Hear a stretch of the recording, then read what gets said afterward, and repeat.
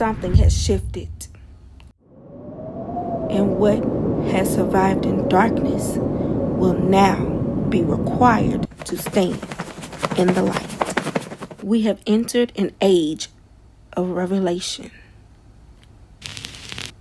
An age where what has been buried, hidden, silenced, and misunderstood must rise to be examined.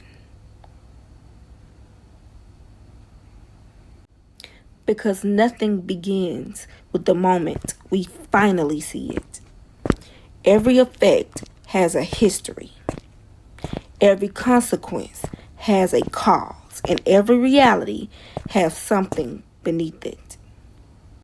So we go beneath the story, beneath the wound, beneath the mask, beneath what happened, to discover why. There are laws woven into existence, cause and effect, reciprocity, truth, free will, divine timing, return. Laws that do not disappear simply because we do not understand them. And somewhere between cause and consequence, there is choice.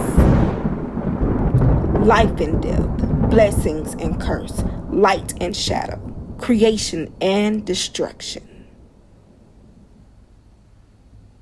Heaven and earth have been called as witnesses. Choose life, but choice requires more than preference. It requires understanding, the wisdom to see beyond appearance, beyond one side of a thing, and understand what our choices are capable of creating. Because free will gives us the right to choose, but not the authority to choose the consequence. Choose what gives you life.